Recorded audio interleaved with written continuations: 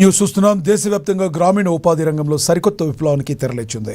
ఇప్పటి వరకు అమల్లో ఉన్న ప్రముఖ గ్రామీణ ఉపాధి హామీ పథకం ఉపాధి హామీ స్థానంలో కేంద్ర ప్రభుత్వం సరికొత్తగా తీసుకొచ్చిన విబిజీ రామ్జీ చట్టం నేటి నుంచి దేశవ్యాప్తంగా అమల్లోకి వచ్చింది.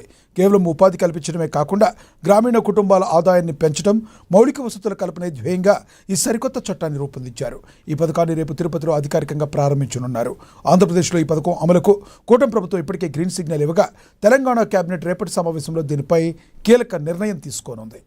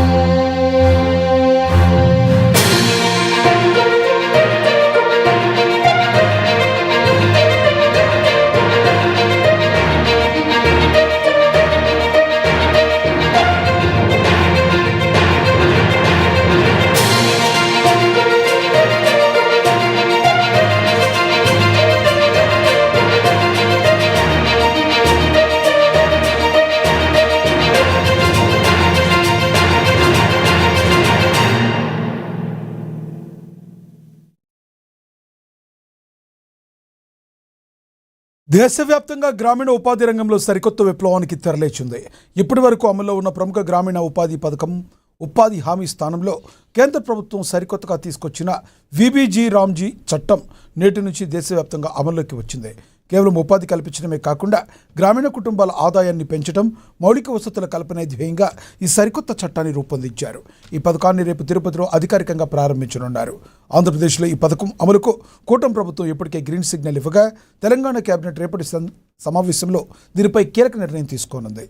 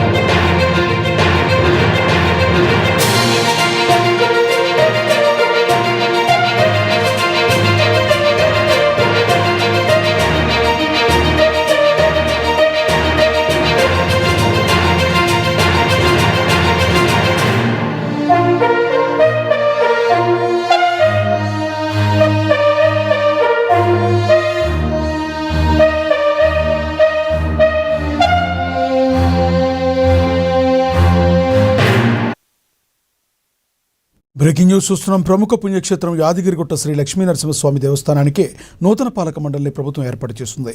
ఈ మేరకు ఉత్తర్వులు జారీ చేస్తుంది. బోర్డు చైర్మన్గా ప్రముఖ పారిశ్రామికవేత్త డాక్టర్ మన్నె సత్యనారాయణ రెడ్డిని నియమించింది. నూతన పాలక మండలి పదవీకాలం నియమితమైన తేదీ నుంచి 2 ఏళ్ల పాటు అమల్లో ఉంటుంది.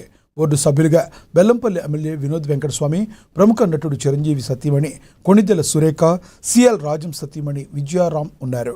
అలాగే విజయేందర్ గౌడ్, రంగారెడ్డి జిల్లాకు చెందిన పోచెబోయిన ఈశ్వరమ్మ యాదవ్, ఉమ్మడి నల్గొండకు చెందిన గుండు మల్లయ్య, ఉమ్మడి వరంగల్కు చెందిన డాక్టర్ లక్ష్మీనారాయణ నాయక్, స్వాతి కాంతామణి, ఎం రాఘవేందర్ రావును సభ్యులుగా నియమించింది.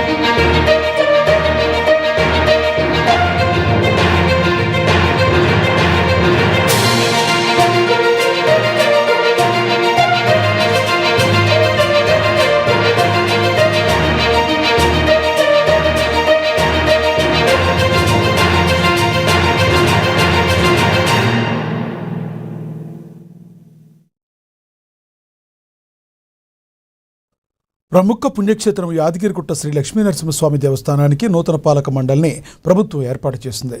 ఈ మేరకు ఉత్తర్వులు జారీ చేసింది. బోర్డు చైర్మన్గా ప్రముఖ పారిశ్రామికవేత్త డాక్టర్ మన్నె సత్యనారాయణ రెడ్డిని నియమించింది. నూతన పాలక మండలి పదవీకాలం నియమమైన తేదీ నుంచి 2 ఏళ్ల పాటు అమల్లో ఉంటుంది. బోర్డు సభ్యులుగా బెల్లంపల్లి ఎమ్మెల్యే వినోద్ వెంకటస్వామి, ప్రముఖ నటుడు చిరంజీవి సతీమణి కొణిదెల సురేఖ, సిఎల్ రాజం సతీమణి విజయారాం ఉన్నారు. అలాగే విజయేందర్ గౌడ్, రంగారెడ్డి జిల్లాకు చెందిన పోచిపోయిన ఈశ్వరమ్మ యాదవ్, ఉమ్మడి నల్గొండకు చెందిన గుండు మల్లయ్య, ఉమ్మడి వరంగల్కు చెందిన డాక్టర్ లక్ష్మీనారాయణ నాయక్, స్వాతి కాంతామణి, ఎం రాఘవేందర్ రావును సభ్యులుగా నియమించింది.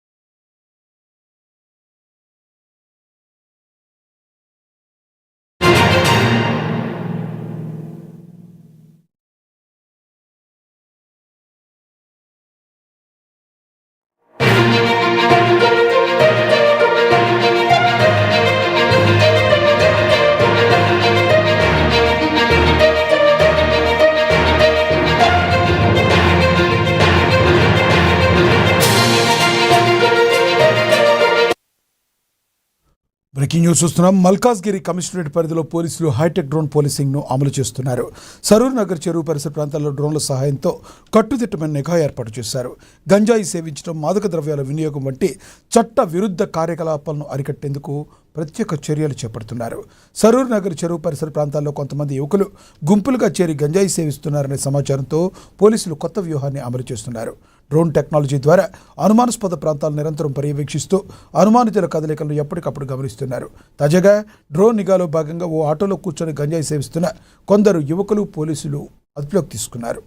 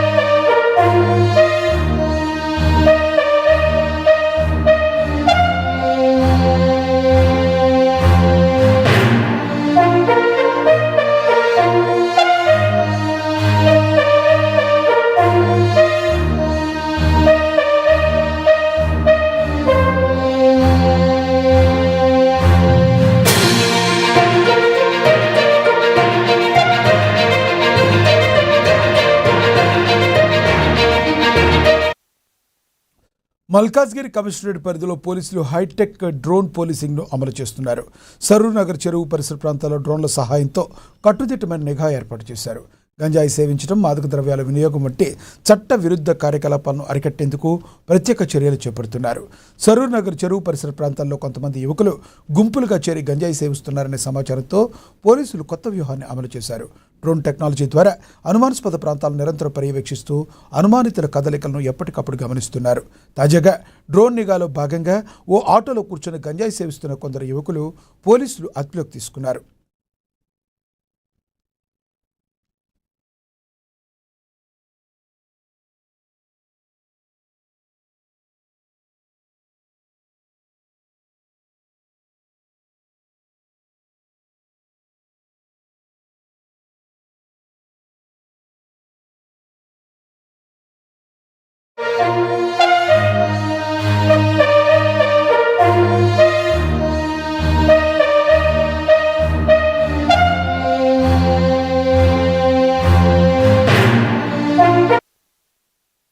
బ్రేకింగ్ న్యూస్ చూస్తున్నాం. తెలుగు రాష్ట్రాల్లో సంచలనం సృష్టించిన rowdy sheeter Sai Krishna lockup death కేసులో ఊహించని మలుపులు చోటు చేసుకుంటున్నాయి. ఈ కేసులో నిందితులుగా ఉన్న హెడ్ కానిస్టేబుల్ అశోక్, నానీల రిమాండ్ రిపోర్ట్ను సిట్ అధికారులు కోర్టుకు సమర్పించారు. అయితే విచారణలో వీరిద్దరూ నిజాలు చెప్పకుండా దాటవేస్తున్నట్లు, దర్యాప్తుకు ఏమాత్రం సహకరించడం లేదని సిట్ తన రిపోర్ట్లో పేర్కొంది. మరోవైపు ఈ కేసులో సస్పెండ్ అయిన సిఐ నాగరాజు సంచలన వ్యాఖ్యలు చేశారు. న్యాయాధికారి ఎదుట వీడియో కాన్ఫరెన్స్లో హాజరైన ఆయన తనను అకారణంగా ఈ కేసులో ఇరికిస్తున్నారంటూ సంచలన ఆరోపణలు చేశారు.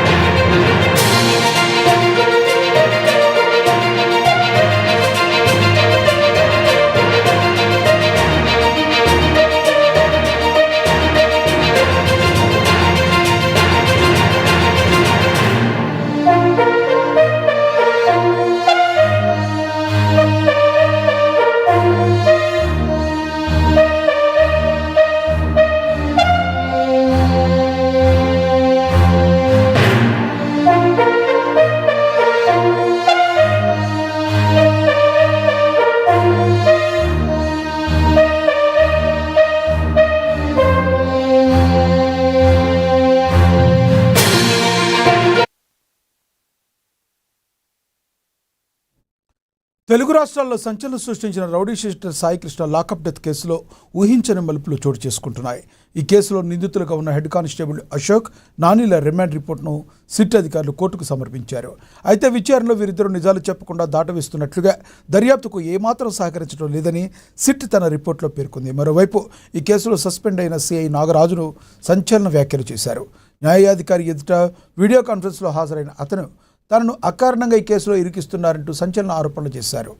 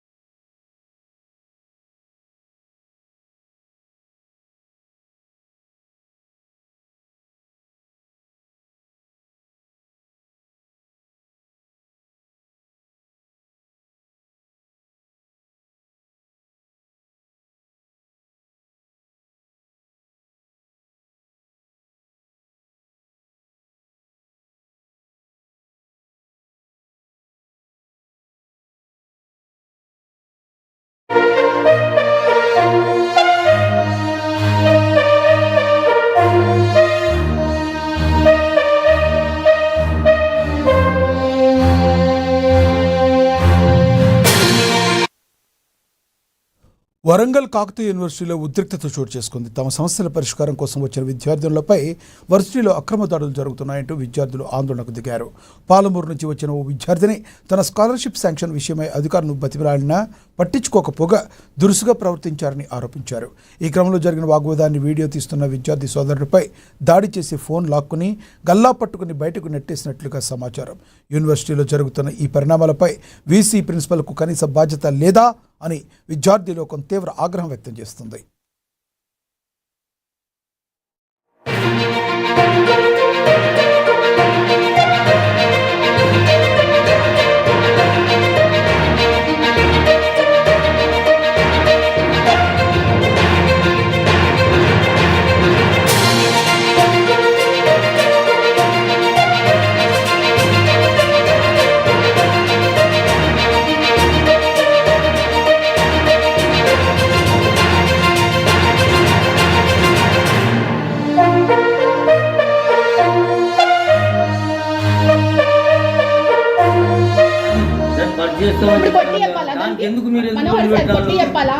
అది 23-20 అవును సార్. మీరు ఇప్పుడు డ్యూటీలో ఉన్నారు కదా, మీరు డ్యూటీలో ఉండి ఏం చేస్తావు స్టూడెంట్కి సర్వీస్ ఇవ్వడంలో మీరేం డ్యూటీ చేస్తారు సార్? నాకు అర్థం కాదు.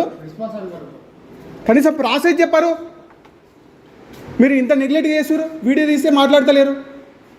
దాని డ్యూటీ కాదని చెప్తారు. మీ స్కాలర్షిప్ సెక్షన్ మీద కదా డ్యూటీ చెప్పండి. ఇప్పుడు మీరు చెప్పండి, ఈ కాకతీయ యూనివర్సిటీలో బీడీ సెక్షన్ సంబంధించిన స్కాలర్షిప్ ఇష్యూస్ మీద కదా చెప్పండి.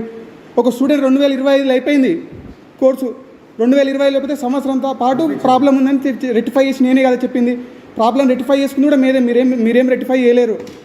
కనీసం రెక్టిఫై అయిన ప్రాబ్లం సార్ సొల్యూషన్ చెప్పండి అంటే కూడా మీరు ఇట్లా చేస్తారు. ఏంది ప్రాబ్లం సొల్యూషన్ చెప్పండి సార్, మాతో పాటు రండి. కొంచెం ఇంత అది చేస్తున్నారు ఎందుకు? కానీ సమస్య ప్రాబ్లం రెక్టిఫై చేసుకుని నేనే సార్ దాడి చేస్తున్నాడు ఆయన. పొద్దుగాల నిన్న పంపించి నిన్న కలెక్టర్ ఆఫీస్కి వెళ్ళి ఫోన్ చేయించిన. నేను కాకతీయ యూనివర్సిటీ స్టూడెంట్ కాదు, ఓయి స్టూడెంట్ని. మా దగ్గర కూడా చాలా ప్రాబ్లమ్స్ సార్. స్టూడెంట్ మీద దాడి చేస్తారా మీరు? లెటర్ కొట్టి మీద పట్టుకొని పోతే ఆయన డిప్యూటీ రిజిస్టర్ సార్ ఉండి ప్రాబ్లం బాబు రెక్టిఫై అయింది, మాకు లెటర్ ఫార్వర్డ్ అయ్యమని చెప్పిండు.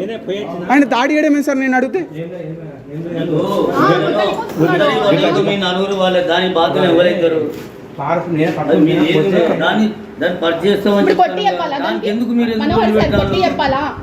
కొట్టి చెప్పాలా?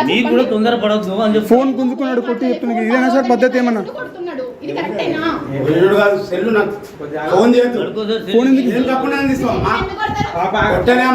కొట్టిరు సార్ మీరు?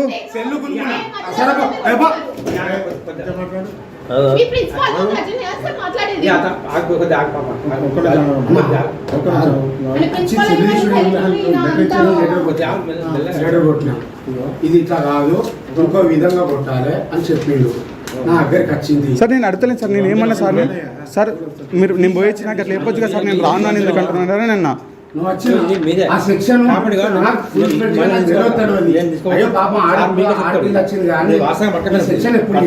నీకు అంత రెస్పాన్సిబిలిటీ ఇచ్చి అంత మర్యాద ఇచ్చి నేను సార్తో మళ్ళీ ఇప్పుడు ఫోన్ చేసి నేను కన్సల్ట్ ఆఫీసర్తో చేసి నేను ఇది మాట్లాడతా పో, నేను ఏదైనా ఒకటి చేపిస్తా పో, ఏదైనా ఒకటి చూస్తా పోను, నువ్వు పో అంటున్నాను. నేను అంటే మొత్తం నేను బొమ్మలేదు సార్. మేము రిజిస్టర్ దగ్గరికి రమ్మన్నాము సార్. సార్ నేనేం పోతా గోపాల్ అని అబ్బాయి, ఇది ఆ అబ్బాయి కూడా స్కాలర్షిప్ శాంక్షన్ కాదమ్మా. కోర్టుకు పోయిండు. కోర్టుకు పోతే ఏం చెప్పారు సార్? అవి నచ్చి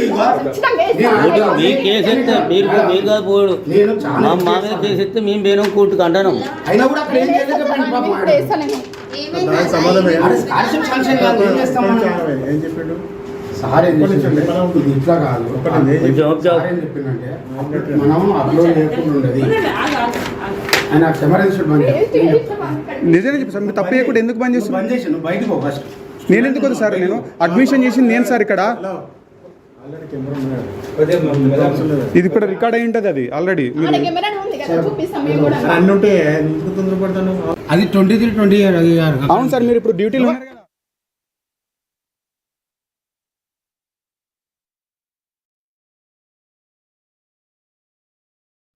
కాంగ్రెస్ పార్టీ ఎల్లప్పుడూ రైతు పక్షపాతి పార్టీ అని, రైతుల సంక్షేమే ధ్యేయంగా తమ ప్రభుత్వం పనిచేస్తుందని టీపీసీసీ అధ్యక్షుడు మహేష్ కుమార్ గౌడ్ అన్నారు. నిజామాబాద్ జిల్లా కేంద్రంలో జరిగిన మున్సిపల్ సమావేశంలో పాల్గొన్న ఆయన అనంతరం విపక్షాలు చేస్తున్న విమర్శలను తిప్పికొట్టారు. ప్రభుత్వం ఇచ్చిన మాట ప్రకారం రైతు భరోసా నిధులను విడుదల చేసిందని తెలిపారు. దేశంలో ఎక్కడా లేని విధంగా తెలంగాణలో రైతులకు పంట బోనస్తో పాటు ఏకకాలంలో 2 లక్షల రూపాయల రుణమాఫీ చేసి చరిత్ర సృష్టించామని ఈ సందర్భంగా మహేష్ కుమార్ గౌడ్ గుర్తు చేశారు.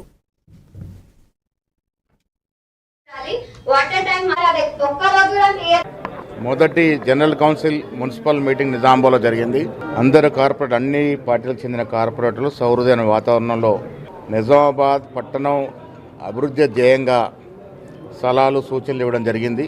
నిజామాబాద్ పట్టణం అన్ని అంగులతో ముందుకు పోవాల ఆకాంక్షతో ఇప్పుడున్నటువంటి అమృత్ సిటీని స్మార్ట్ సిటీగా మార్చేందుకు తీసుకోవాల్సినటువంటి చర్యలు, మాస్టర్ ప్లాన్ని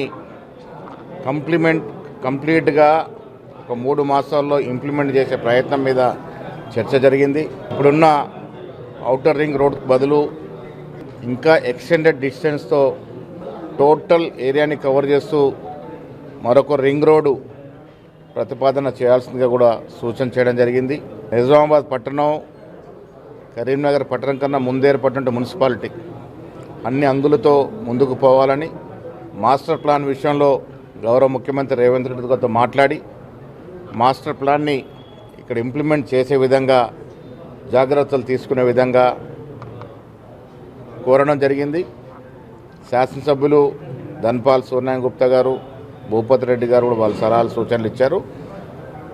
పార్టీలకు అతీతంగా, రాజకీయాలకు అతీతంగా నిజామాబాద్ పట్టణాన్ని ఒక గొప్ప పట్టణంగా పేద ప్రజలకి శానిటరీ, డ్రైనేజ్, రోడ్ల విషయంలో ఎలాంటి ఇబ్బందులు లేకుండా చూసుకునే విధంగా అన్ని చర్యలు తీసుకోవాల్సిందిగా సూచించడం జరిగింది. కామారెడ్డి నియోజకవర్గంలో మొరం ఇసుక బకాసురులు రెచ్చిపోతున్నారు. నియోజకవర్గ వ్యాప్తంగా పలు మండలాల్లో ఇసుక, మొరం త్రవ్వకాలు యథేచ్ఛగా జోరుగా సాగుతున్నాయి.